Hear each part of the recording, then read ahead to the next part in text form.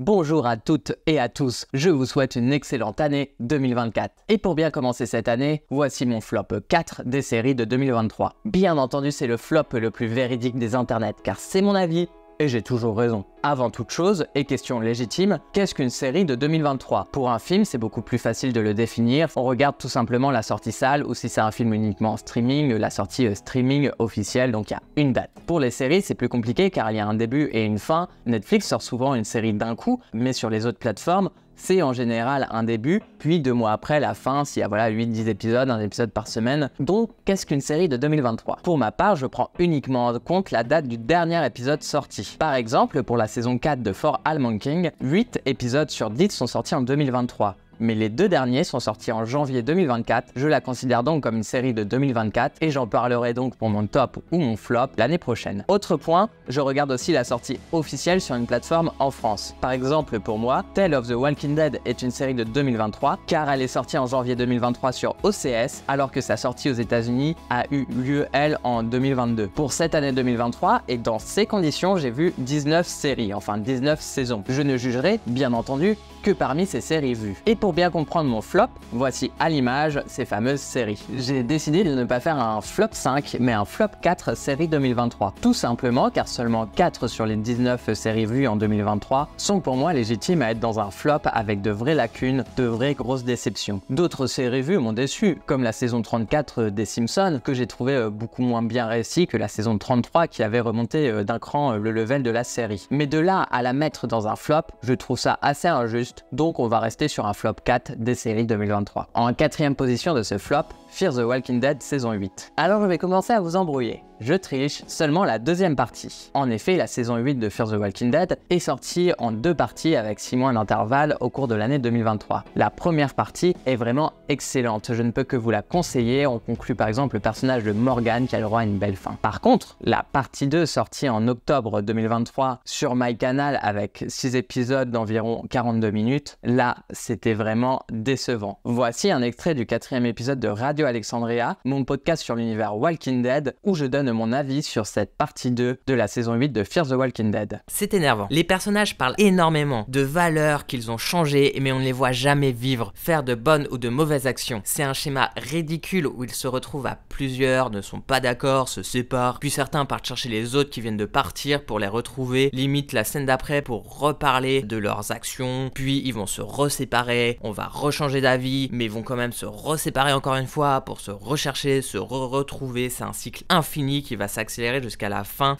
où d'ailleurs tous les personnages vont se séparer. Donc ça c'est le schéma des 6 derniers épisodes, et si on parle de la fin, comme pour la série mère, il n'y a pas de mort marquante, seul Troy meurt. Bon, c'est le méchant donc super, mais on s'en doutait. De plus, bon Troy il est déjà mort, hein. On verrait aussi que la série allait conclure l'arc narratif de la plupart des personnages principaux qui ont porté le show durant des années, comme Victor, Daniel, Luciana, June, Dwight et Sherry, mais cette deuxième partie se concentre sur Troy, Otto et Madison, 2 personnages qui étaient jusque-là considérés comme morts. C'est frustrant car on ressent une nette cassure entre les 2 parties de la saison, et c'est comme si les 6 derniers épisodes étaient un nouveau reboot sur 2 personnages oubliés, car encore une fois, ces 2 personnages sont censés être morts, et tous les personnages qu'on a aimés sont complètement effacés au profit de ces 2 personnages pas morts, mais censés l'être, et d'un nouvel arc narratif qui est assez chiant au final. C'est assez frustrant car en 6 épisodes, il faut installer leur retour, leur combat et leur chute, et c'est pour cela que ça ne marche pas, car rien que leur retour est incohérent. De plus, Madison et Troy ne savent pas ce qu'ont traversé les personnages que nous avons suivis. Donc faut arriver à lier tout ça, ce qui donne cette chose bizarre, cette conclusion, où on conclut sur 2 personnages qui ont déjà eu le droit à leur conclusion, si bien que nos personnages que nous on aime ont pas vraiment de fin. Certains comme June ou Alicia ont un temps à l'écran très faible, ce qui est insensé. Alors la fin, vraiment décevante. Ils sont tous à un carrefour pour se dire adieu en se divisant en 5 groupes distincts, prenant chacun une direction différente. Vraiment, à l'image de cette fin de saison, aucune décision n'est prise, ce n'est ni un happy end, ni une fin triste, c'est un point mort,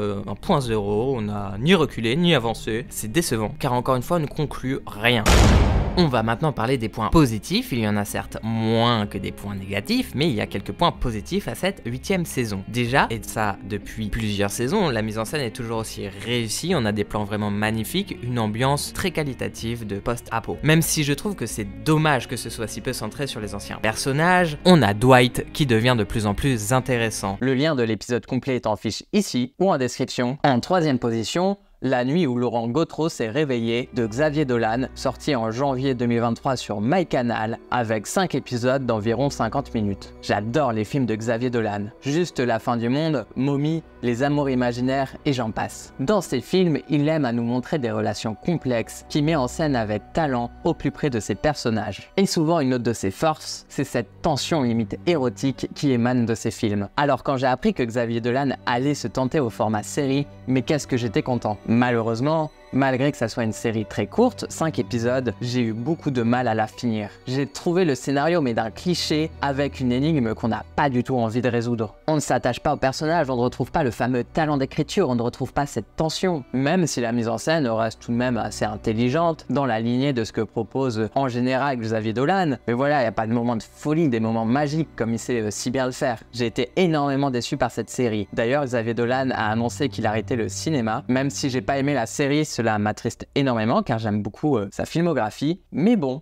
on ne sait jamais, peut-être refera-t-il des films dans plusieurs années, l'avenir nous le dira. En deuxième position de mon flop, et ça fait mal de le mettre, Star Wars The Mandalorian saison 3, sorti en mars sur Disney+, avec 8 épisodes. Et bon, pour la durée, on va pas en parler parce que ça va de 30 minutes à 1 heure, c'est un peu bordélique. Alors The Mandalorian saison 3, c'est une énorme déception après 2 saisons que je trouve grandement réussies. Et c'est même la première saison en live action de Star Wars que je déteste vraiment. Oui, je sais, ça peut être surprenant, mais je préfère grandement la série Obi-Wan Kenobi et même The Book of Boba Fett que cette saison 3 de The Mandalorian. Première déception, c'est une série qui au final ne sait pas du tout où elle va. Et ça commence à être gros comme un Razor Crest. Dans la première saison, on installe le duo principal, Mando et Grogu. Dans la saison 2, on installe le Mandoverse en ajoutant plein de personnages bien connus du grand public. Et dans cette troisième saison, finalement, on part sur la reconstruction du peuple Mandalorian et franchement, les wagons, ils tiennent avec des bouts de ficelle. Une des preuves de ce manquement d'une vision à long terme, c'est que dès les premières images de la saison 3, quelque chose cloche. Mando et Grogu font à nouveau équipe ensemble. Alors que le grand twist, le grand final de la saison 2, c'est que Luke amène Grogu avec lui pour le former en tant que Jedi. Alors pourquoi qu'ils sont à nouveau ensemble? Et ben pour le comprendre, il faut avoir vu justement The Book of Boba Fett, une sorte de saison 2.5 de The Mandalorian. En tout cas, c'était vendu comme ça par Disney. Alors franchement, à titre personnel, je trouve pas ça dérangeant d'avoir une saison 2.5 qui raconte une histoire de Grogu, de Mando un peu à côté, en s'attachant à un autre personnage. Mais alors c'est assez mal exécuté parce que ça rend les choses très complexes pour le public. Donc à la fois complexe pour le public et ça apporte rien car le fait que Grogu ait commencé une formation Jedi, ce n'est pas utilisé dans la saison 3 de The Mandalorian, c'est très peu utilisé aussi dans The Book of Boba Fett car on le voit juste quelques images avec Luke et Ahsoka. On l'emmène faire cette formation et c'est pas utilisé à terme et ça c'est dommage parce que ça donne cet effet que c'est juste une suite d'aventures qui n'ont pas vraiment de lien entre les autres, ça donne un effet épisodique à cette série et je sais pas où ça va nous mener, mais en tout cas la saison 3 elle est bancale et il faut vraiment qu'ils se rattrapent. Ils ont annoncé un film sur Grogu et Mando et on ne sait pas s'il y aura une saison 4. Là ils sont un peu en roue libre et on espère que voilà Disney va savoir revenir sur de bonnes bases de série comme ils ont su faire pour Andor. Autre grosse déception, moi, ce que j'aimais beaucoup dans les 2 premières saisons, c'est qu'on ressent que les réalisateurs, les réalisatrices, ils ont pu s'imprégner des scénarios, des épisodes à fond, allant même jusqu'à mettre dans les épisodes leur patte d'auteur. Alors qu'ici, la mise en scène des épisodes est désespérément vide. Alors ok, on prend le bloc d'épisodes, cette fois-ci c'est assez homogène, il n'y a pas de grande différence. Mais je trouve ça d'une tristesse, alors que c'était vraiment une force des 2 premières saisons. Alors certes, il y a des points positifs à cette 3e saison de The Mandalorian. Les derniers épisodes sont assez réussis. On sort d'ailleurs beaucoup de ce format épisodique que je reprochais beaucoup aux 2 premières saisons. Là, on a une vraie histoire qui se tient sur 8 épisodes, qui se tient à peu près. On en apprend aussi beaucoup sur la Nouvelle République. Ça, on tourne beaucoup autour du pot sans vraiment mettre des éléments depuis longtemps. Là, on a beaucoup d'éléments qui arrivent. Mais bref, j'ai pas aimé parce que là, je le ressens comme un ressenti global. Et je trouve que cette saison est vide, molle. Comme si, voilà, les réalisateurs, les acteurs, les scénaristes, ils savaient plus quoi raconter, ils mettaient plus d'âme dans les épisodes, dans la saison. Donc je le dis, oui, j'attends la suite des aventures de Grogu et Mando, mais cette fois, j'attends pas impatiemment. Ce que j'attends, c'est que Disney reprenne les rênes, reprenne le lead sur cette série qui avait pourtant très bien commencé et qui a eu un succès critique et aussi du public. En première position de ce flop, encore une fois ça me fait très mal de mettre une telle série dans un flop et encore plus en première position, mais c'est la saison 6 de Black Mirror, sortie sur Netflix en juin avec 5 épisodes qui varient aussi entre 40 minutes et une bonne heure. Pourquoi ça me fait mal de voir Black Mirror dans mon flop? Car je suis un fan absolu et dès la première heure de Black Mirror, son univers il est fantastique. C'est difficile de juger une telle série car c'est une série d'anthologie, donc chaque épisode est totalement différent, ne se suit pas. Une série d'anthologie c'est donc dans un univers, un sujet commun, c'est pas les mêmes personnes qui écrivent, c'est pas les mêmes réalisateurs souvent, et donc une série d'anthologie c'est par définition des épisodes qui sont inégaux. Mais là malheureusement sur 5 épisodes, il y en a 3 qui sont catastrophiques. Mais pourquoi? Black Mirror est une série qui a fait de son sujet principal sa plus grande force et aussi son identité. Le sujet est comment la technologie dans les mains de l'homme peut donner des choses monstrueuses. Et dans ces 3 épisodes, on sort complètement du sujet. L'utilisation de l'homme des technologies n'est plus du tout au centre de ces épisodes. Et en plus, bon, on parle de technologie, donc on est souvent sur des épisodes qui sont un peu de science-fiction.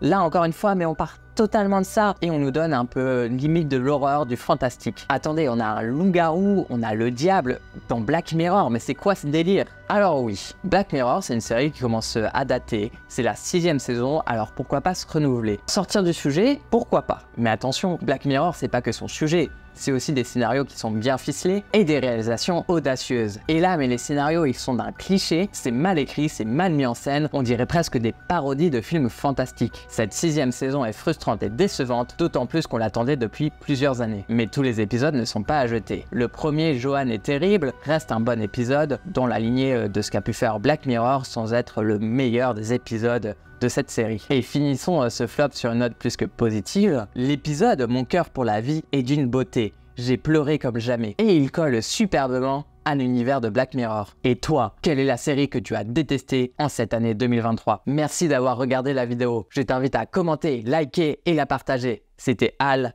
à bientôt sur les internets.